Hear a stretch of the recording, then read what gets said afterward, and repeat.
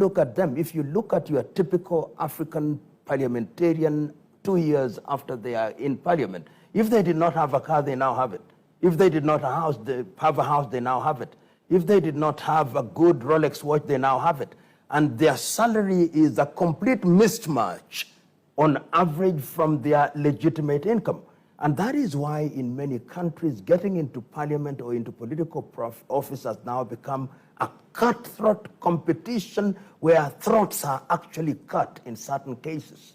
And people want to get into political office by hook and crook. And you now see in quite a number of countries, including my own, that when somebody dies as a parliamentarian, an immediate member of the family wants to join the gravy train, the wife, the brother, because this is our thing. And I've given a number of countries, and that which also explain why there can be no one-size-fits-all democracy. Look at the Scandinavian countries. You find parliamentarians with modest incomes. You find individuals who can go to work with commuting in public. You find individuals who really have the honor and privilege of serving their people. And the net effect is that you now have thieves. Let's call them by a proper name. In fact, a friend of mine, Boima Fanbule, once blamed me when I said there was corruption in Africa. He said, no, there is no corruption in Africa. Corruption presupposes that the individual engaged in it has some modicum of intelligence. He said what you find in many African countries is theft on an industrial scale, which is looting, and I agreed with him. Hope will be his last term to begin to look towards East Africa, using his experience to say, this is the time to integrate the market, this is the time to ensure that we move in the right direction, and ultimately this is my legacy. This is the kind of thing, and it would be in honor of President Magufuli, who, to a certain extent, contrary to what people say, was seen to be dithering about East Africa, but was very wedded to SADC.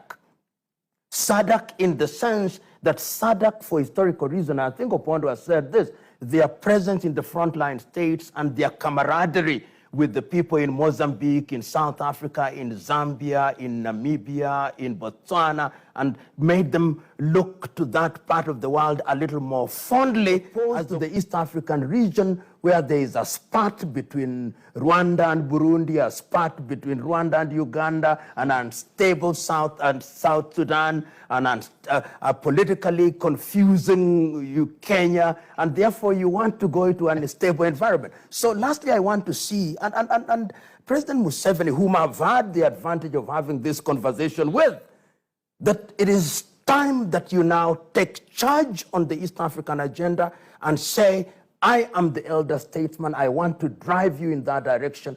And the beauty is that my own President Uhuru Muigai Kenyatta was less than 16 power, is now the chair. He could now go to President Museveni and say, you know, President, Magufuli was here.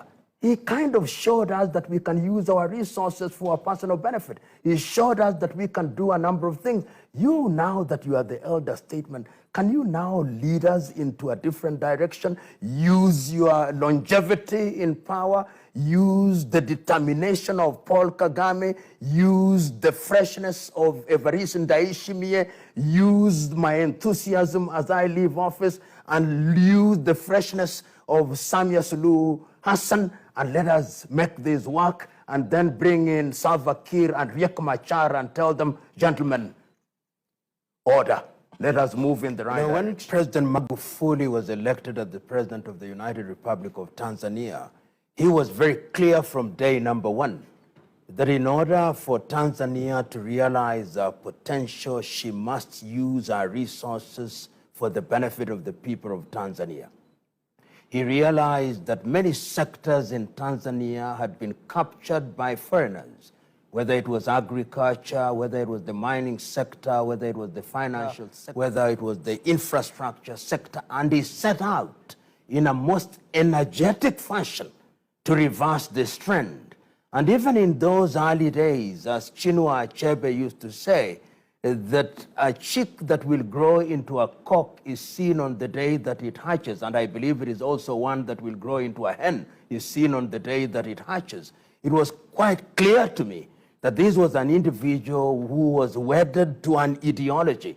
And I said on that occasion that if ever the spirit of Mwalimu Julius Kambarage Nyerere was evident in a Tanzanian leader, it was evident in Magufuli.